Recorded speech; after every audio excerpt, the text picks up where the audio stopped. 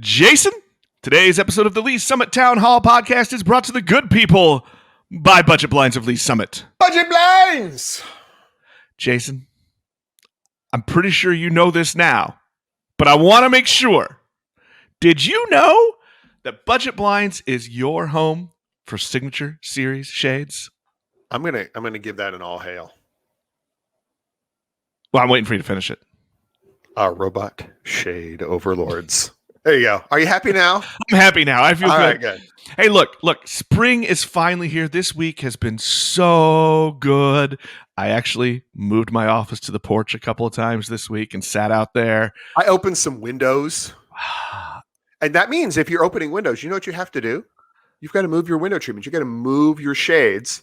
So why don't you get some robot shade signature series shades from Budget Blinds? And you can do that from your phone. I know. It's the best place to go to your home as you're doing your spring cleaning. You're getting it ready for the new spring and summer months that are coming. And here's how good those folks are at Budget Blinds. They're even there to help out those people who decided to live on the other side of the state line. They've got a new storefront opening in Overland Park. That's happening in May. Jason, they're there for the people. They are there for the people, even the people who were wrong. So if you are ready to make your home a smart home, go visit our friends at Budget Blinds of Lee Summit. Tell them Jason and Nick got you.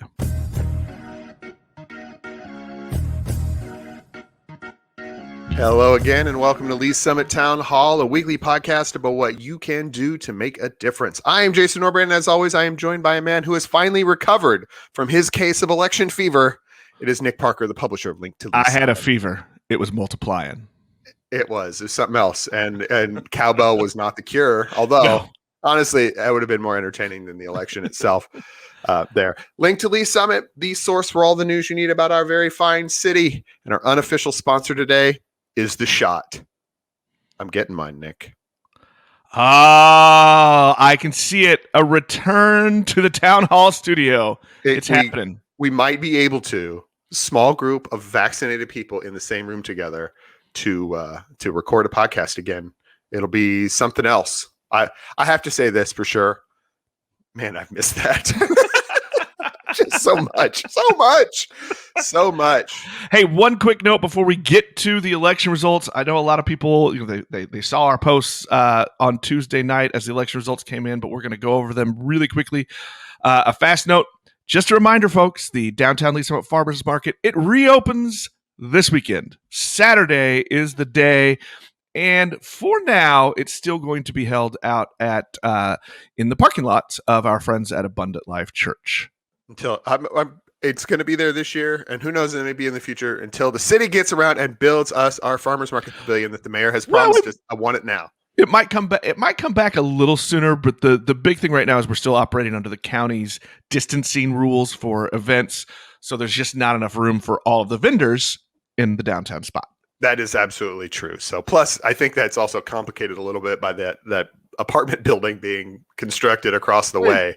Just a little bit. It doesn't help with parking or anything else in there, but it's an Abundant Life. There's lots of room. It's safe. It's outdoor. It's distance. It's all the good things, and you can get your fresh fruits and veggies, which is a big plus. And to quote the song, "I'll be there." There we go. I mean, you should go anyway, to be honest.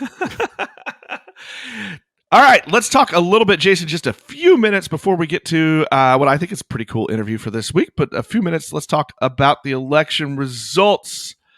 Jason, we've seen this a couple of times recently, but this election was decided by just a handful of people. There were 2 seats available on the LSR7 Board of Education.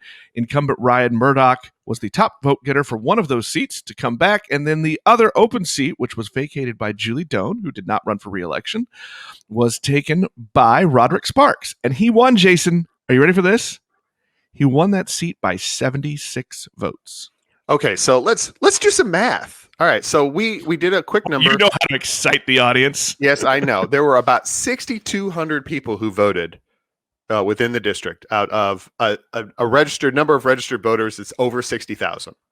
So in Jackson County, the turnout was 10.5%. Kansas City and Cass, who both contain portions of the R7 school district, don't report their turnout numbers in that way, but 10.5%. And it's probably worse than that overall. That's not great. Good. That's not great, people. So, but what I'm saying is, out of 54,000 people who could have voted in this election and didn't, 76 votes made the difference in this election.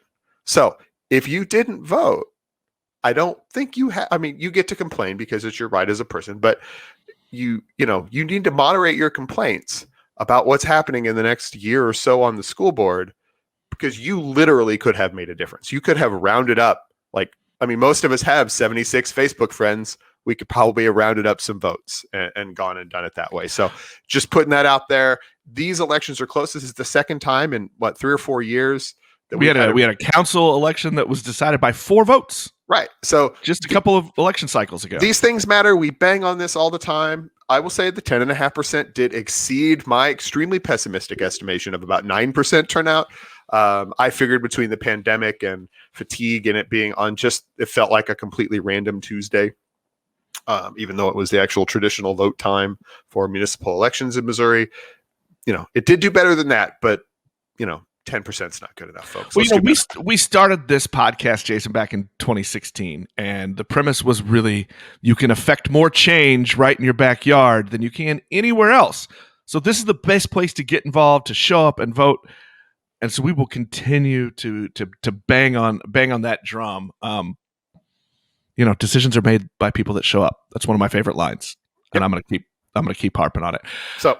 All right, let's move on. Let's move on a little bit. The other thing that was on our local ballot was the municipal question about the tax levy. It was asking voters, "Hey, do you mind if we move money around?" Well, that's not what it read like at first. That's for sure. Not what. And here's why I was pleasantly surprised by the passage of that, because of the state rules about elections. It's worded very strangely, and it makes it sound like they were asking for a tax hike, but they weren't. Right. And so if you only read the question was in 2 paragraphs. Interesting the way they put that. And it's like, as required by the state statute, right? They had to say, can we raise your taxes for the general operating levy? And then they had to follow it up with another one. But we're keeping it the same because we're just moving it from one thing to another. And if you were just reading it, if you hadn't read in advance, and you were just reading that, and you may have been, as I think many people in Lee Summit are, sort of reflexively anti-tax raising, you could easily have voted against that, even though it would not have had a net impact on your property tax levy, win or lose. It just has an effect on where the money gets organized, I guess, as a thing goes. So that's a result of a now very old piece of state constitutional. That was early 90s, wasn't it? It's the Hancock Amendment, which requires anything that even seems vaguely like a tax increase, maybe sorta, to go to a vote. And it does a bunch of other limiting things as well. But it essentially requires votes for things like this, which strikes me as might, best be served within the administrative capacity of a city to make small tweaks to its comparative tax rates when the overall levy rate does not change. But Hancock Amendment is what it is, and it has been this way for 20 plus, almost 30 years now. I am pro make things easy for voters to understand. Yeah, that'd be a good thing too. So, as it turns out, look, your yay or nay vote can be whatever you want it to be, but let's just not try to confuse people. I mean, your voodoo talk is not welcome in these parts, Nick Parker. All right, I'm going to wrap up the election talk. Election season is over, Jason. Woo! One last bit of commentary from me. Go vote next time. That's it. I'm done. Yeah, do that. But here's the deal. Jason, we've got a conversation today. It has absolutely nothing to do with the election. This was fun.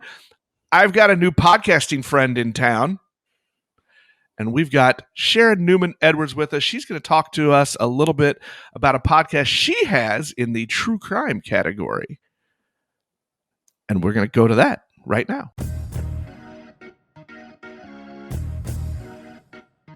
We're here with Sharon Newman Edwards, the host of the Justice Delayed podcast. Sharon, how are you today?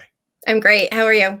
We are good, and we're so happy. I'm going to say this after weeks and weeks and weeks of school board coverage. We're so happy to be talking to somebody who's not involved with a school board election in Lee Summit. So thank you for coming on our podcast and saving us from yet another interview talking about all the awful things that happen, all the stuff that we're not talking about. That's we're going to take a break from those words. We're going to take a break. We're going to do some new words. Maybe some. I'm just happy to have another podcasting friend in town. That excites me. Well, thank you for having me. I don't know. We're going to talk about murder, I guess. So I'm apparently. Well, honestly, that sounds way happier than bond rates or any of the other things. We could talk about tax levies. Yeah, or we can talk about murder. We can talk about murder. Let's talk about murder. I think if we talk long enough about tax levies, people will want to commit murder. So there we go. So Sharon, I guess we'll start with this. Tell us about your podcast. You run this Justice Delayed podcast. Tell us about it. Okay, so Justice Delayed, the season 1 is about the unsolved homicide of Jennifer Servo. She was a 22-year-old young woman who moved from Montana down to Abilene, Texas. This was in 2002. She had just graduated college. She was getting her first job as an on-air TV reporter. And within 61 days of moving to this new town, she was murdered in her apartment. She was bludgeoned and strangled. And it's still unsolved today. It's been over 18 years since that happened. What hooked you in that you felt like you wanted to tell this story? I lived in Texas at the time. I lived in San Antonio, and I was looking for a story that I could tell that was close enough to me geographically that I could go and see the layout, kind of do interviews, meet people, get a feel for just what had happened, as opposed to just kind of trying to look everything up online. I really wanted to tell an in-depth story that I felt needed to be told in terms of something that needed some action, needed solving, frankly. So it's were you specifically looking kind of at crime stories and that kind of thing? Is that what you were looking for? I was. I had listened to Serial, the podcast. I was crazy about that, as millions and millions and millions of people were. But I had also attended a conference that summer before I started this podcast, and I saw other people who were relatively, maybe I was going to say inexperienced, and that's probably the right word. People who weren't trained investigators, people who weren't policemen doing investigations, and they were doing good work, and I was amazed by it, and I was in awe of it, and I thought to myself, I can probably do something similar, and so I very naively jumped in, head first, I guess, and just kind of went for it. So I'm doing it now, still 4 years later. So. Do you have a background in any of that stuff as in law enforcement, as a reporter maybe, or even as a writer? Did you have anything that you leaned on, or was it just I'm jumping in and doing it? Well, I was a pretty good writer in college.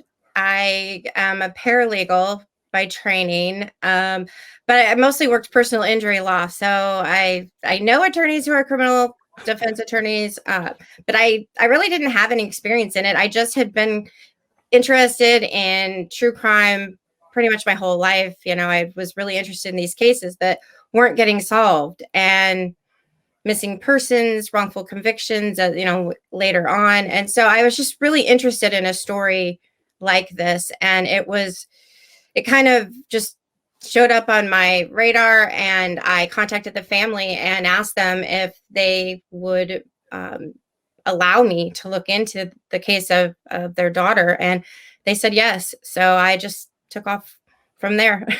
So you took from San Antonio and went to Abilene, Texas, which, like all trips between cities in Texas, is not like it's not like one suburb to the next. It's a bit of a jaunt, but within Texas measurements, it's a pretty short trip. So what did you find, like, as you started that, like the first time you went to Abilene, what what did you start doing and then figure out, like, I guess once you started doing something, what was something you figured out you were doing wrong or you needed to sort of like start doing when you were there? Well, when I first went there, I went to the relevant locations. There are two main persons of interest in this case. I went to their apartment, their former apartments. I went to her work. I went to the last place that she was documented to have been seen, which was at Walmart. I went to her apartment just to kind of get the layout and to find out how far apart these places were. So I wanted to get that feeling, but I think I thought I was going to do like the kind of the drive time scenario that Serial made so famous, that was so, it was riveting. And I can tell you that when I did it, it was problematic from the beginning. I had trouble with my audio. My video turned off in the middle. It was not at all like edge of your seat kind of programming. And so I realized I was going to have to come up with a better way for me. I mean, it was so effective in Serial, but for me, I needed to come up with a way to really get people to connect with this story. And I think that's what I really figured out is I need people to connect with their hearts. I need them to get involved. What did you start looking for then? Because at that point, I'm going to assume that you that's where you really dug into a lot of research and stuff. So what were you looking for as that kind of, or what stood out to you as that hook that when you realized you could get people to care?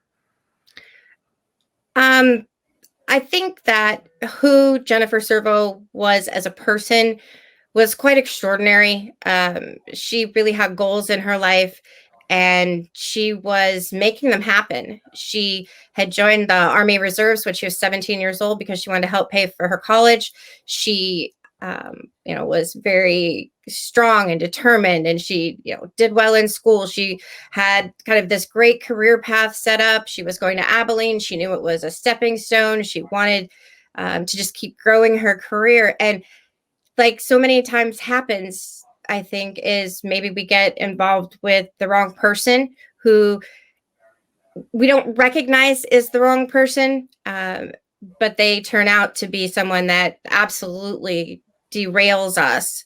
And I think it kind of felt like this story that I could recognize, and I think a lot of people can recognize, is we're going along with all these, great things going for us, and then something kind of happens and everything changes from there. What I'm curious about this and doing this style of thing. I have a news background, so to me, interviewing people and that's what comes naturally to me. But I'm curious about what all the work you've had to do to put this story together. I mean, it's more than just interviews. Yeah, it's a lot of research. It's a lot of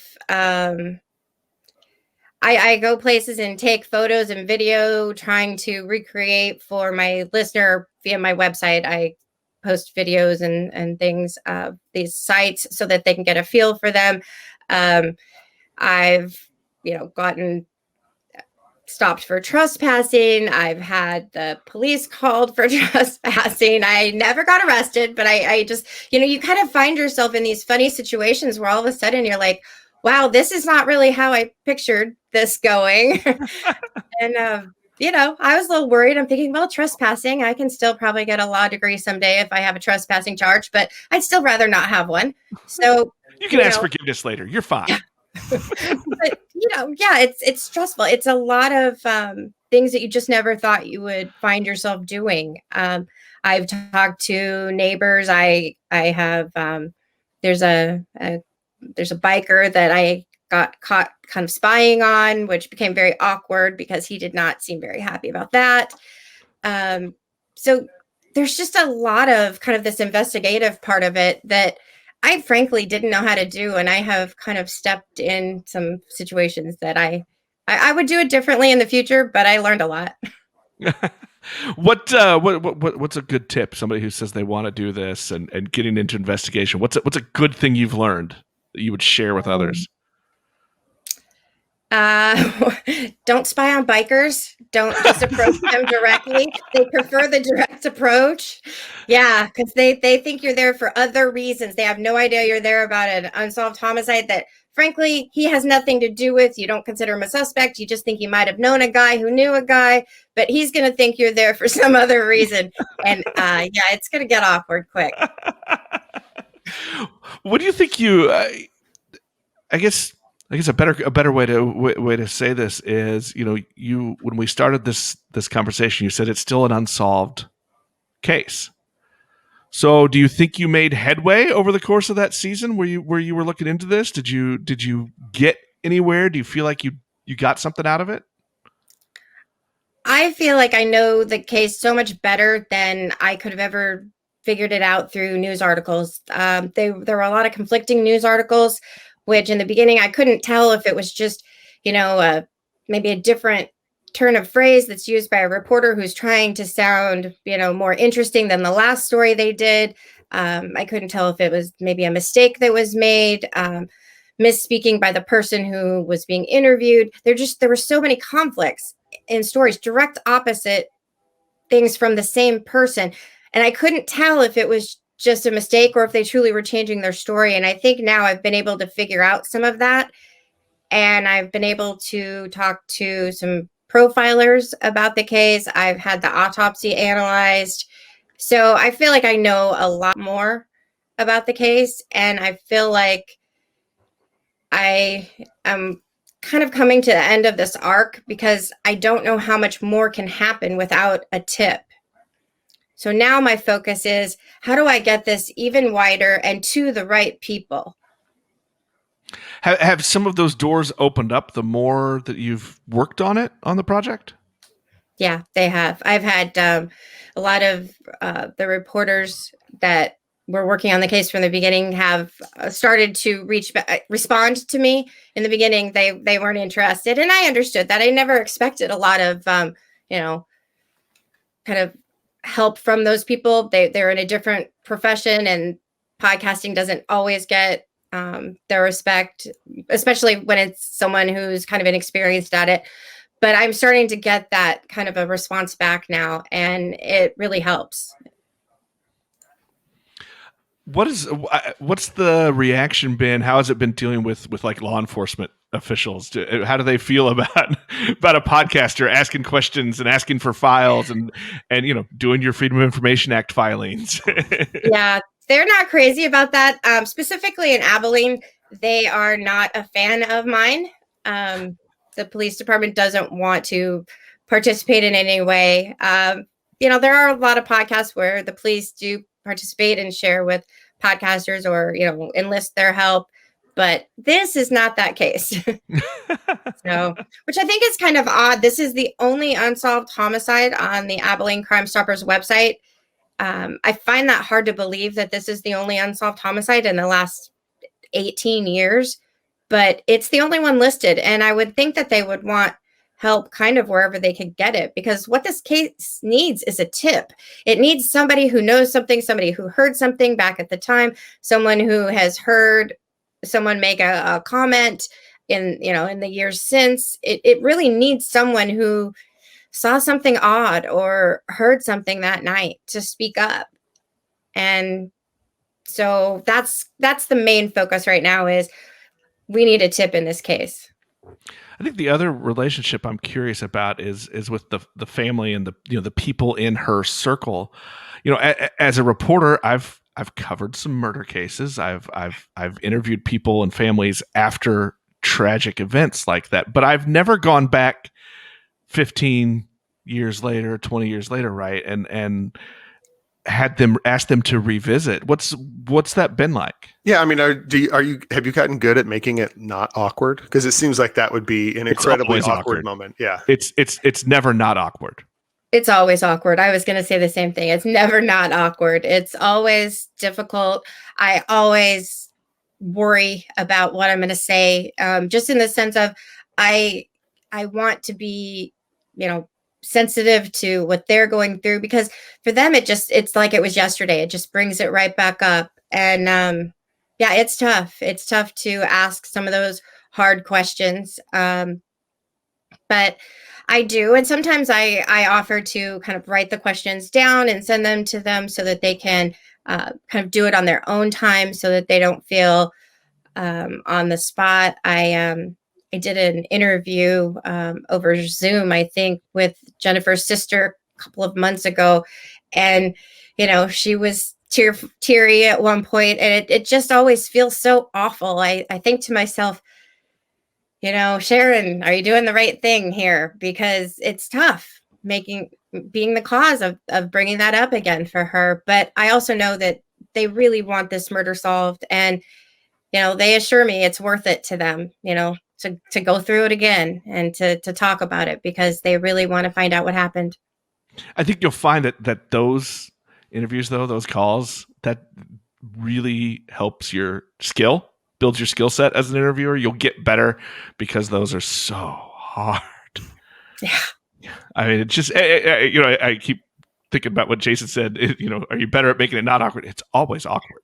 Yeah. It's always uncomfortable to ask people to dredge up those things. Have you developed relationships with them? Do you feel like you've got a relationship with the family members?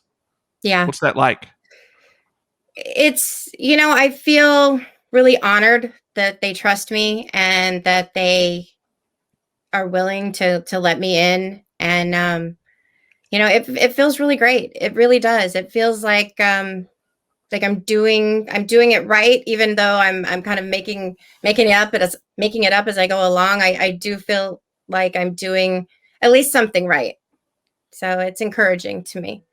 So you mentioned earlier that this arc that you've been on, and I mean it's been almost 4 years of time that you've been producing podcasts, let alone however long you've been working on this matter, is coming at least to a steady spot where you don't have any more information to gather and bring forth. So what's next for you at this point? Are you looking, now that you're in the greater metropolitan Kansas City area, are you looking around these parts? Or, I mean, it sounds like this just sounds terribly dark here. We were like, are you looking for a new murder? But is this something that you want to do going on, or is there something particular about the Serbo case that really grabbed you and where you are with that? I am looking at local cases here. There's a wrongful conviction at least a conviction that I believe is wrongful from the 1970s, a man that's still in prison. I'm working on that. I'm corresponding with him in prison. I'm waiting for his attorneys to give me the go-ahead on whether or not I can talk about that one. But I'm looking at that. I have a whole kind of a death row letter writing campaign that I'm really interested in how death row works and how it affects people. I'm anti-death penalty. I came from Texas. We have it there. I'm not upset that we have it here, but I don't believe in it personally. And so I kind of want to know what that does to people and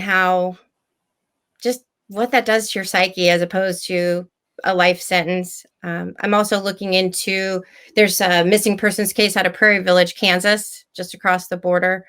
And I'm looking into what I can do to help there as well. So I'm looking at local cases to see what I can do to help. What's the timeline? So you find one that you're interested in, you find a story you want to tell, and you want to research. How long does it take you to really ramp up before you're ready to start actually posting episodes? Or are you really just kind of, does it become a journal of where you're at each step of the way? I think it should probably, if I wanted to be completely ready, I would like to have 6 months to ramp up. But I usually get so interested in the case and so ready to tell the story that I just jump in and tell the story. And, we just I hear you. And then it's just kind of my journey through that story. And although it's not about me, it is about kind of how I'm figuring things out and what I can figure out to tell listeners. And I think I would prefer it if I could hold myself back and wait, but I don't seem to be able to. I feel like these cases need immediate attention. And as soon as I have the go ahead to talk about them, I start talking about them because it matters to me, and I feel like I'm doing something worthwhile. So Well, I would I say totally feel you on that. yeah, and I think that you talked about how you listened to Serial, and I did as well. But that moment where even though it was very clearly post produced, but you could see the host's personal journey on I believed this and I didn't believe that, and what I thought happened changed, and like with all this information to carry you through that, it's really hard to put off that journey and then try to reproduce it on the backside. So I can't blame you for just no, I have to say these things and get it out there. Well, and there is even bad stories. There is an excitement that comes with, I have a story to tell. I found this good story. I get that. And sometimes you feel a little bit guilty too, because you're like, I'm excited to tell this horrible, horrible story. I know. Yeah. I'm gonna ask this question because as a podcast host and a producer, I get this one a lot. Sharon, are you getting rich off podcasting? No. No. But I just burst everyone's bubble. Nick's been lying to us for years. Yeah. Yeah. You don't do this to get rich. I know some people, are making money doing it, but I am not one of those people. The ones who are getting rich off podcasting, they were already rich. Yeah. Yeah. Well, and, some great places like Dateline and some other really great broadcasting companies are doing fantastic podcasts. But these independent ones, yeah, they're more of a labor of love. They are, but I believe also the authentic content is really, really good, and you're not getting that other places. Yeah, I'm a fan of that personally, but I wanted to, you can be biased. We appreciate that bias here. Yeah. I wanted to ask you too. You are kind of getting involved in another thing that's relatively new. Jason is kind of out of this because he's an Android guy and they're just weird. He's also look. You were trained as a paralegal. Jason's a recovering attorney, so we don't like him anyway. I have even less criminal law experience than you do. I was a bankruptcy lawyer, so just about as far away as you can get. So I'm right there with you on that particular front. So, but yes, go talk about this iOS thing. I'll be over here in my little Android. Go to your corner. In our emails before we as we were setting this show up, you mentioned that you were going to host a conversation on Clubhouse, which is a relatively new, still in beta social media thing. It's only on iOS. I've played in it 2 days, so I don't know a ton. What are you doing there? Talk about anything, everything. I mean, you pick a room that has a topic that you like, and then you just go into the room and you decide if you can participate. Whoever's moderating it can, you raise your hand, you can speak, and then it's just kind of like being on a big party line, frankly. I mean, I don't really remember party lines, but I know that I know what they are. And I heard someone say that this is like a big party line, and it is. Everybody just listens in, and somebody chimes in when they feel like they have something to say. And yeah, it's interesting. I've had a lot of great conversations on there. So what is the conversation that you will be hosting? And I know that is Wednesday, correct? Mm-hmm. Yeah, it's tomorrow. So, Beth Karras, who was a Court TV senior reporter, and she covered a lot of those kind of big trials at Court TV, kind of back in the day, like O.J. Simpson, Scott Peterson, Casey Anthony, Conrad Murray. She covered just a ton of cases that we all know. And she's going to be talking this time about the Casey Anthony trial. A couple weeks ago, we talked about Scott Peterson. So it's just a conversation about that. Listeners come into the room and she just kind of talks and they ask questions. So it's a live Q&A about her experiences covering these really big trials that so many of us remember from, 20, 25 years ago. What time is that again? Yeah, what time is that? That's a good It's at 5:00.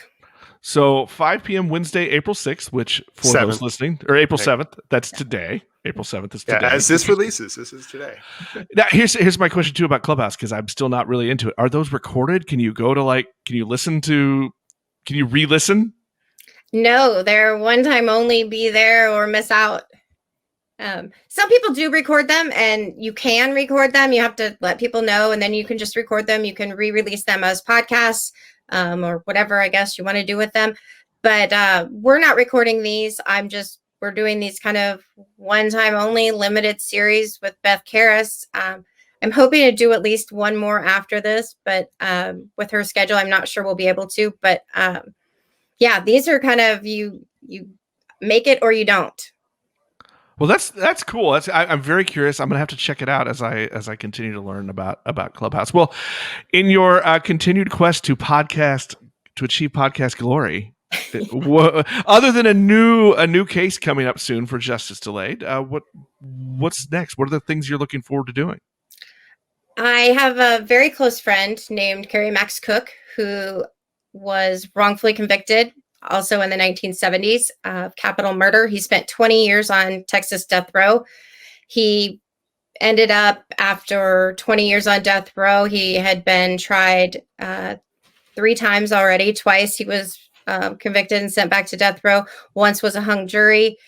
The 4th time they were going to try him, he took an Alford plea just to get out of jail because they were literally trying to kill him. So he took the Alford plea, but he's still in court trying to fight for his legal exoneration. And so he and I are doing a podcast. He famously, I guess not everyone knows about it, but he was represented by the Innocence Project in 2016 on his actual innocence claim, and he fired them because of a disagreement about how things were going. And so he hasn't spoken a lot publicly since then. So he's now going to speak out, and he and we're good friends. So I'm going to host it. He's going to be the star, and we're going to talk about what happened there and what he's still doing to fight for his legal exoneration.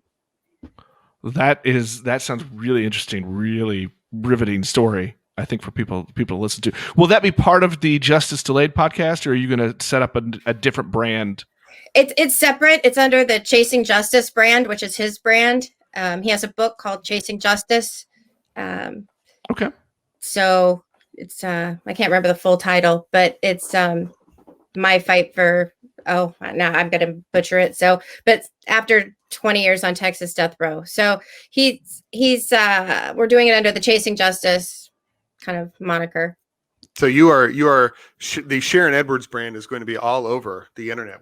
You'll be on Clubhouse. You've got your own. You've got on somebody else's podcast. You're just everywhere you can be. There you go. Yeah. So yeah, I'm kind of branching out. There's I've also been contacted by a woman whose sister was a victim of a domestic violence homicide that the police have ruled a suicide.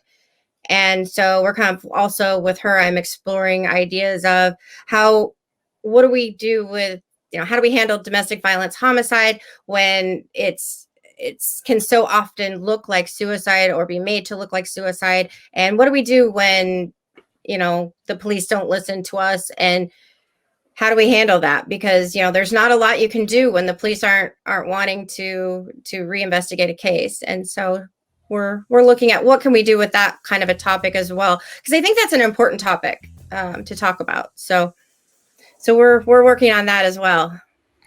That sounds like a lot of work. Yeah. You have a very full plate, Sharon. But good work and good stories, I think that need to be told.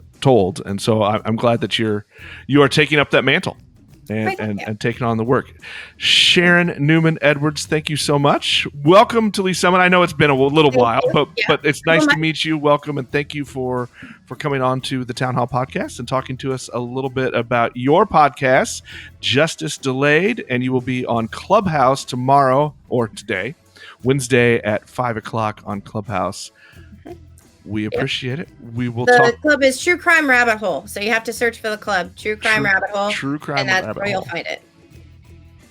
So. Well, that will wrap us up for this episode of the Lee Summit Town Hall podcast. We will talk to everybody next time.